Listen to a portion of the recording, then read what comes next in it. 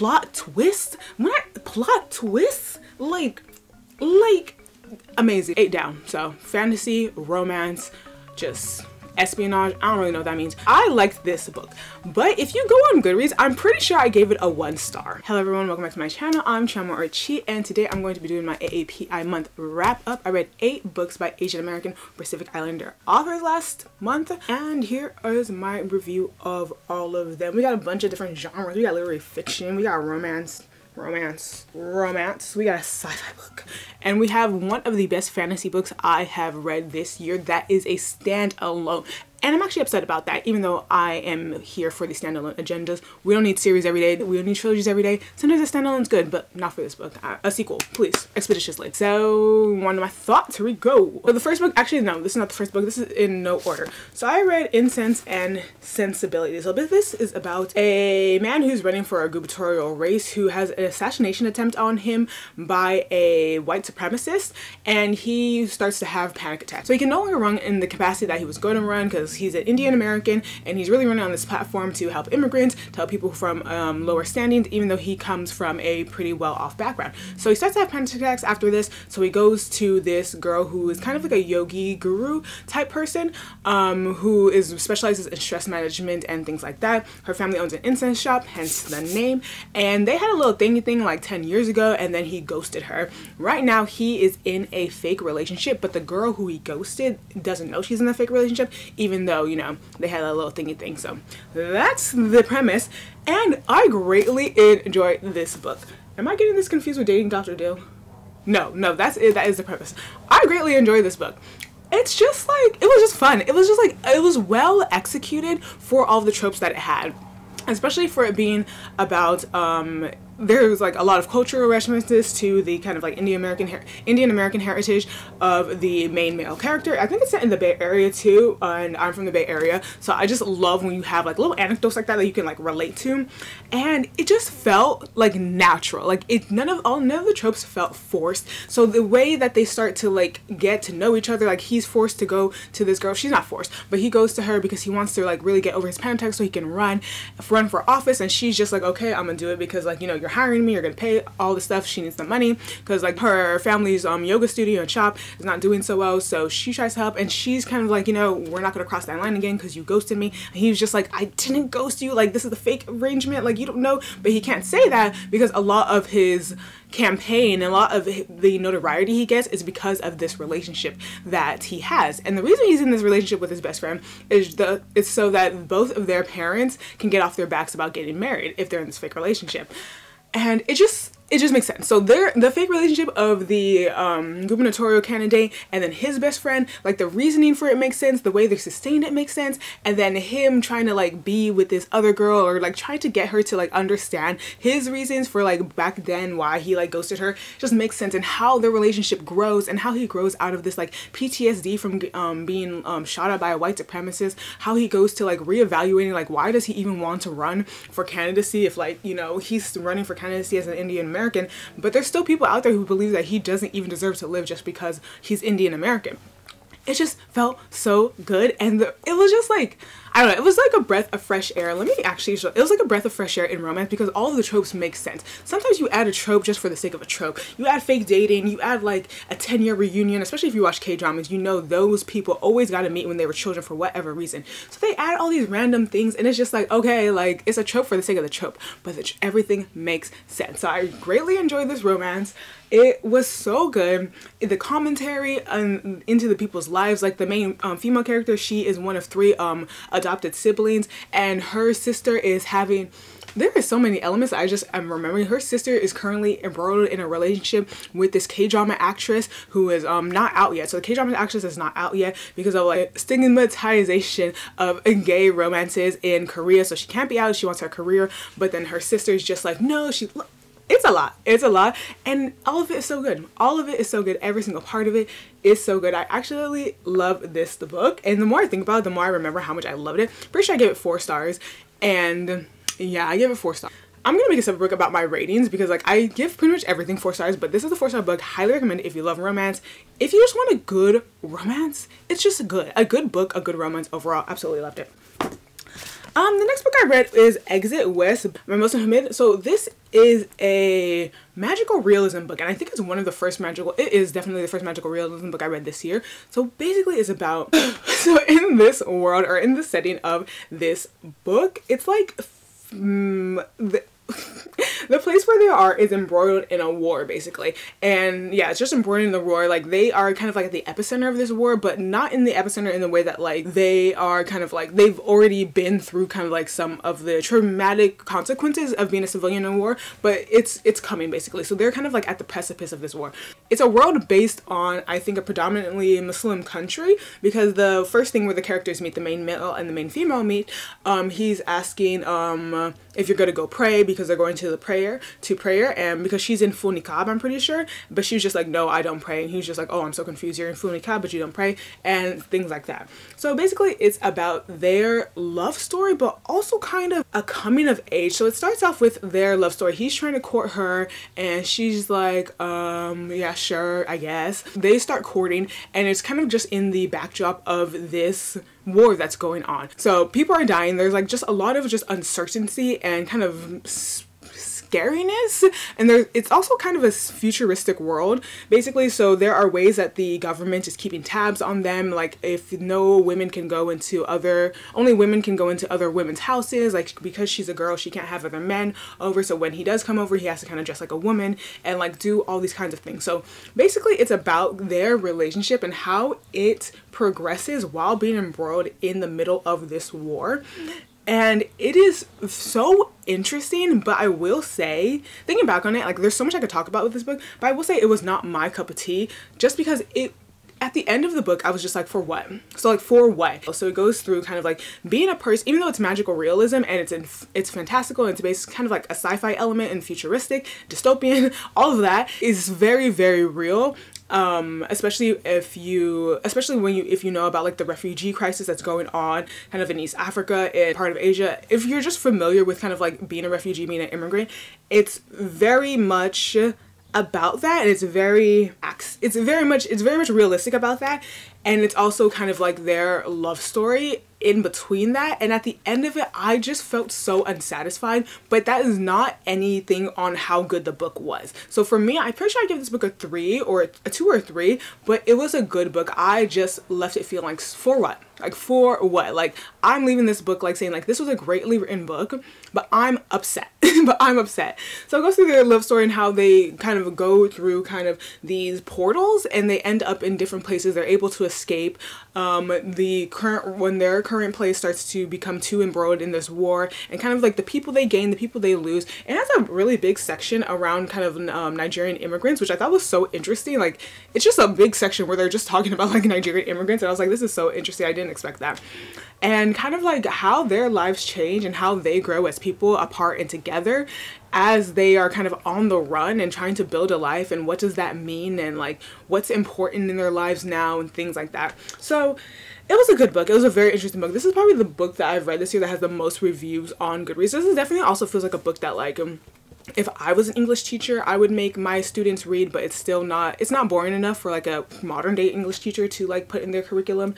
But it's interesting. If you read this book, what are your thoughts? I liked it. I was upset though. Not that anything, yeah, and that's not even a spoiler either. That's just like me personally, how I feel about the book. So I finally read Dating Dr. Bill. I got this last year at I forget what it's called. I think it's LA Book Fair. It's like the book version of Coachella. I don't know why people call it the book version of Coachella, because like there's not really like performances that could equate to Coachella in the book world, but I digress. Basically it's about the man who is a neurosurgeon or a heart surgeon. What is a heart surgeon called? I don't think it's a neurosurgeon. He's a heart surgeon, and he has this radio show called Dating Dr. Dill. No, called Dr. Dill or Dr. Hart. I read this a while ago. And basically he talks about how love doesn't exist. It's all based on kind of like biological markers and all these other things. Like, he's just very pessimistic about love, but he's a heart doctor, so like people take it to heart, and people pun. But also he's talking about how an arranged marriage is just as good as a love marriage, because love marriages don't actually exist. In arranged marriage you can build kind of like that camaraderie, that partnership, and all of that stuff. So that's his thing. And then this girl, Karina, How do they meet? His girl Karina, they see each other at a bar and they're like, you're fine, you know, they get the hots for each other. They go in the back room, they're about to like, you know, get it popping. But then something happens. He's a doctor. He gets called into an emergency room and he just ghosts her. And she's just like, you're a jerk. So her sister goes on his radio show because her sister's an influencer. And Karina, the main girl who was just ghosted by him, sees him and he was just like, you're a literal joke. Everything you said to me was a lie because here you are spouting this nonsense about how love doesn't exist and all these things. Blah, blah, blah. So they hate each other. And then they decide to fake date. And yeah, they decide to fake date and it's in a type of like, they decide to fake date to appease both of their sides for both of their family sides. Like the aunties, their parents, I think. The aunties, their parents, their siblings, all that, just to appease both of their sides. They decide to fake date and then you know how fake dating goes.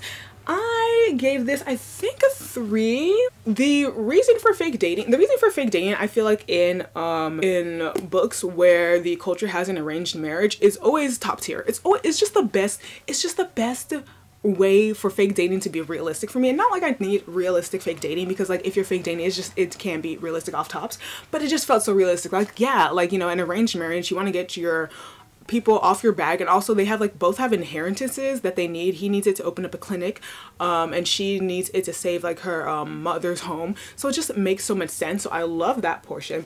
And the thing that kind of bugged me about this was like the main male character, and I understand he's like very set in his ways that like, you know, he believes in arranged marriage. I think his parents had an arranged marriage and he was going to have an arranged marriage and it worked out great. So he just thinks that love is just a thing that can like, I don't know, weaken your heart. But like, it's just like, at a point I'm just like, come on now. It was just kind of getting annoying and repetitive. Like, you like this girl, just why don't you just say that? Like, ain't nobody even talking about love, like you like her.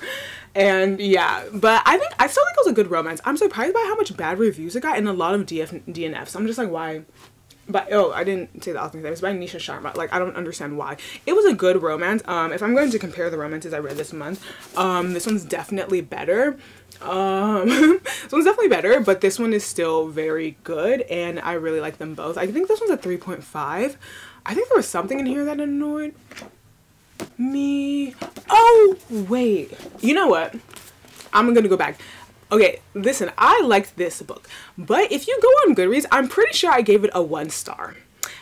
Yeah, I gave it a 1 star, and I'm not going to change that on Goodreads. Maybe I will later because I am being petty, but there's this one line in here that really took this down from a 4, maybe even a 4.5 to a 1 star.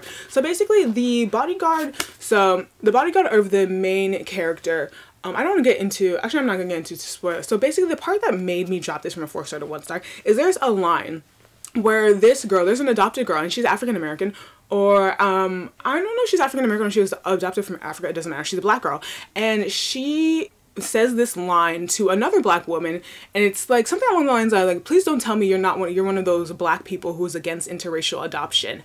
And I just feel like that, and it's coming from a black child who is interracially adopted to another black character, but the author of this book is not black. So I just think that is the most out of pocket, just uneducated, just unsocially conscious statement you can say as a non-black person in your book. Like, you are speaking up for a community in that statement, saying that it's like you're trying to come in from the perspective of a black person talking to another black person. And I'm not saying every time you write a person of color that you're not from that culture that happens, but you're saying, please don't tell me you're one of those black people who doesn't believe in interracial adoption, as if there's not a long reason where countries like Ethiopia have banned international and interracial adoption. At least there's not a reason that a lot of adopted kids, a lot of adopted black kids who are adopted by white and just non-black parents grow up with with identity issues, with just a lot of trauma from growing up in a household that has internalized racism, where they get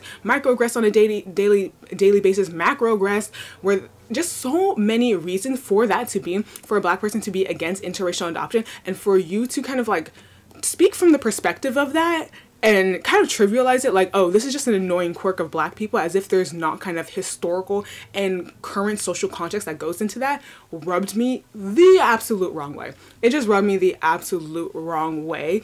And yeah, it was just the most out of pocket, unnecessary line, and it's just one line that I feel like you just need a sensitivity reader. If you are going to have like conversations like that between Black characters in your book, you need a Black person to sensitivity read, because that was the most out-of-pocket statement you could have ever made.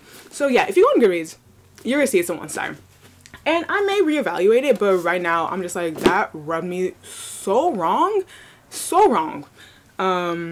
Yeah, so I don't think I'll be reading her books again, even though this would have been a great book besides that. Like, she included a plethora of cultures, but that was just completely unnecessary. Okay, let's move on.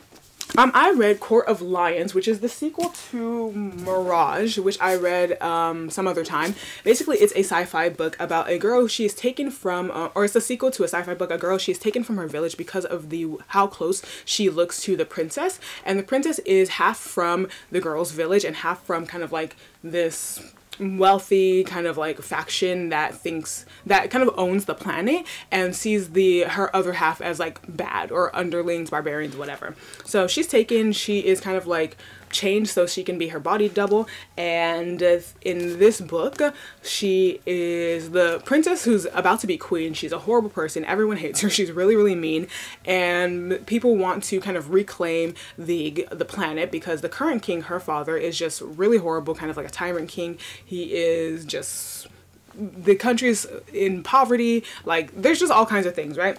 So this is a sequel to that, and I loved it. Yeah, there's not much to say. This is a great duology. Bring back duology. We as a book community, I'm not an author by any means, have lost the art of the duology, because this duology ate and it only needed 2 books, not 1 more book was needed, and I really, really loved it. I really, really loved it. There's great character development with all the characters, and I'm saying amazing character development, plot twists, like amazing, great, like growth, like you know, the more I think about these books, like I absolutely adore this. Like the characters were great. One of the main characters, the princess, she's queer and she has a queer relationship. The way they just like handle all that I love it. I actually love this duology. I highly, highly recommend. It is categorized as sci-fi, but something about it feels so fantasy to me, and I don't know what that is, but I absolutely love this duology. Highly recommend. If you're looking for a young adult duology, young adult sci-fi duology, it has great romance, amazing characters, great character development. It's by a woman, I'm pretty sure. It's by a woman, and I know I read this during AAPI month. I think this one might actually be African. I will put that right here. And 8 down. So fantasy, romance, just espionage. I don't really know what that means. Mystery. It had everything. Loved it down. Well, this is already 20 minutes. I'm going to definitely sort it. So this is a sci-fi. This is a YA romance called When Dimple Met Rishi. It is about a girl who goes on this summer program that is kind of like a summer coding camp, and she doesn't know that her parents are letting her go, sending her there because they have already kind of semi-agreed for her to be in an arranged marriage with another boy who was also going to this camp. She doesn't know that. She meets him. She's like, I did not agree with this. He's just like, dang, I did. And it's kind of them, like their friendship and how that blossoms. The main male character basically believes in arranged marriage. He thinks that it's fine. It worked out for his parents. And he is the eldest son in an Indian household. And his littlest brother is kind of like, he's just really not about like pleasing his parents the way the eldest son is. And I totally understand that. Like he kind of sees like his parents' word as it should be because he kind of wants to respect them and honor them. So he's like, yeah, arranged marriage, cool. Yeah, I'm going to MIT for computer engineering. I don't really want to do that. I want to be like, I don't really care about that, but it's going to make me a good husband. I'm going to make a lot of money, blah, blah, blah. And she's just like, I really just want to be able to be an independent person, but all my parents want me to do is get married. Like she wants to create apps. She wants to code. She wants to create a great app that like will help people who will have diabetes manage it. She wants to do a lot of things, but her parents are just like, yeah, but get married.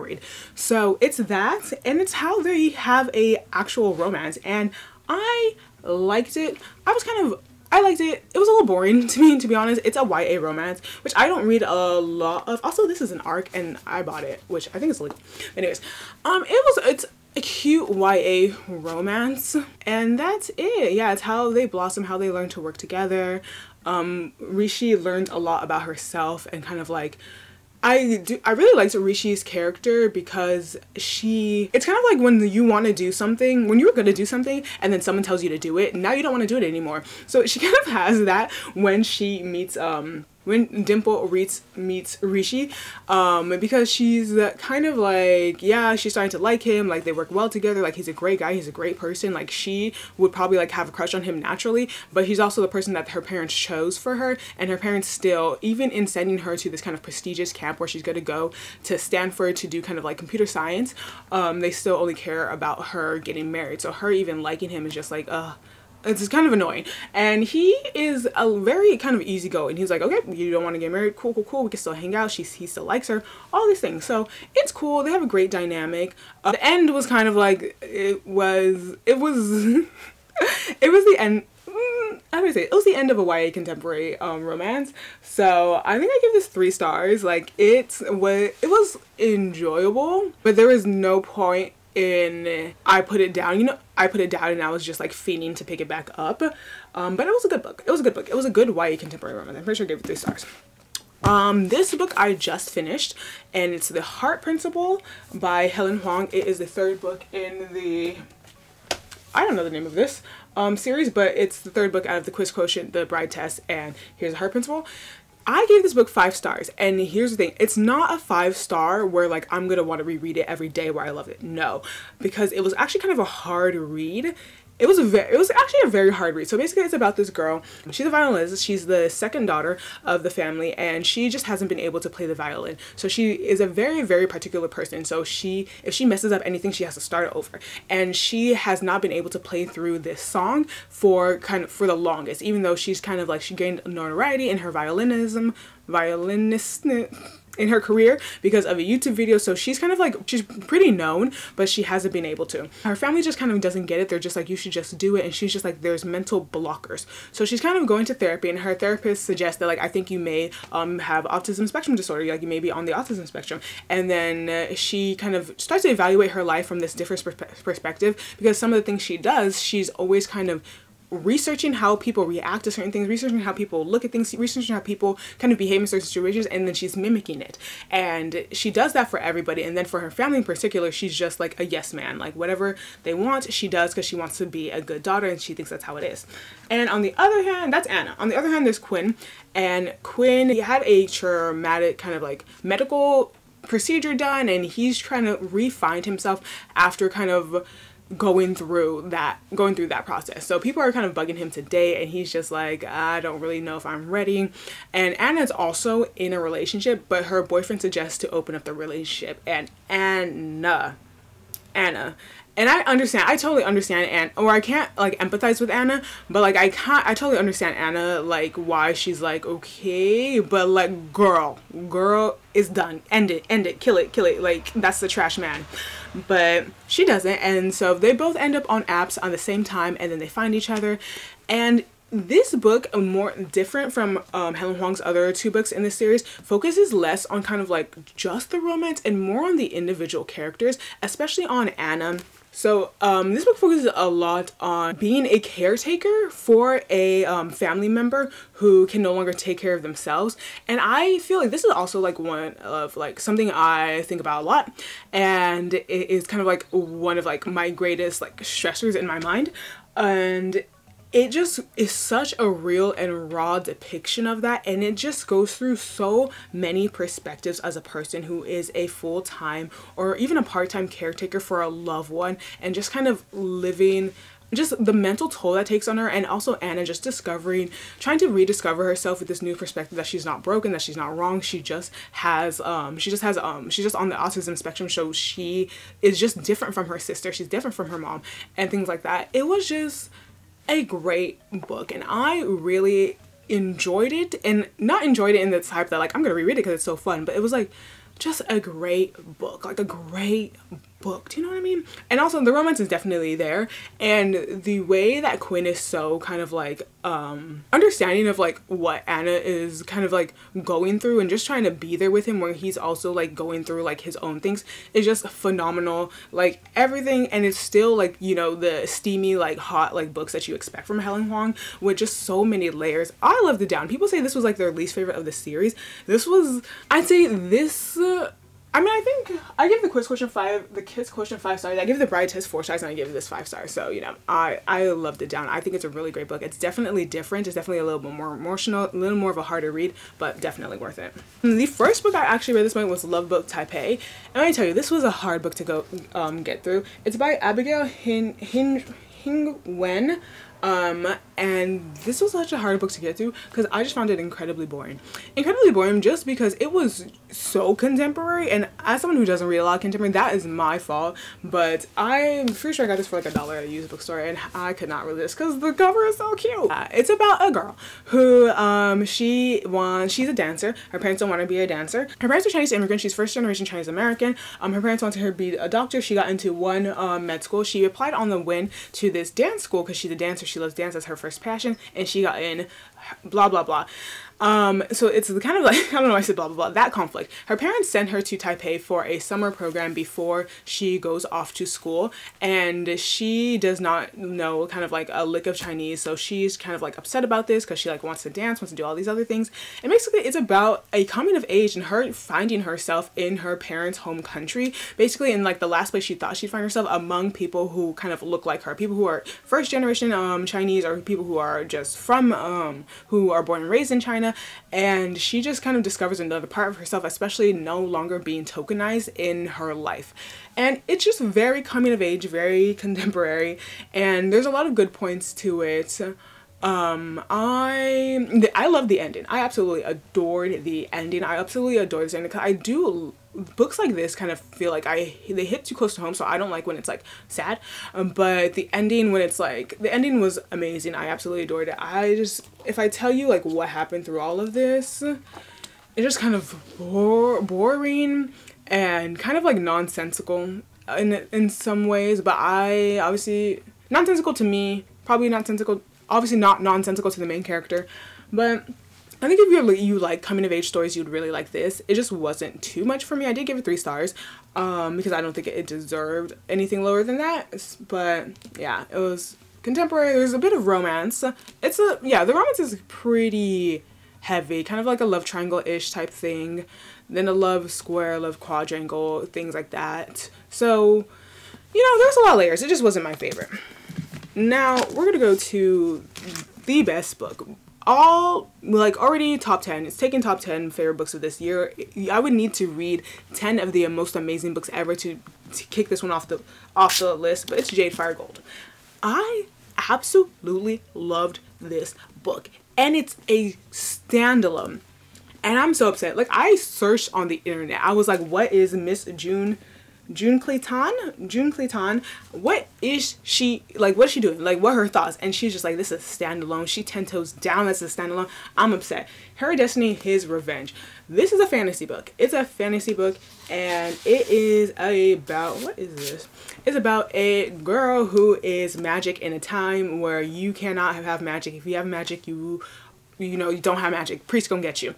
And it's about a boy who is the true heir to the throne, but he was kicked out because betrayal, and he's trying to get back there, but he needs this thing called the Life Stealer. This girl, she just has a little magic here and here and here, but she finds out like, oh wow, like while she's on the run, that like, oh, she can like kill people without like actually thinking about it. So they cross paths, and it's just the story of how this boy is trying to get back to the throne, and this girl is trying to find out who she is, because she's currently staying with a grandmother who is not her biological grandmother, who she was adopted. She doesn't know who her family is. She doesn't know who her parents are. She doesn't know anything about herself. So her trying to find that out while this boy is trying to figure out kind of like how he can like get past everything that brought him down from being the heir to the throne to where he is. Horrible synopsis, because you can't give a synopsis for a book this good. It was just amazing. Her Destiny, His Revenge. It was just good. It was just good. It was amazing. I loved it. It was so fun. Fantasy. It was a YA fantasy, I'm pretty sure. I'm pretty sure they're young adult. I don't know. It's just like hard to tell. Sometimes like when like the age of the characters is not like too like important, that it's hard to tell. But it was a great book. Highly, highly recommend. I loved it down. I love how I give the shortest like review for my favorite book. But those are all the books I read for AAPI month. Let me know if you read any of these books. Let me know what you think. It was a pretty good reading month, honestly. I think 8 to 10 books is my sweet spot. I kind of pushed it for 15 that other month, but like is dead.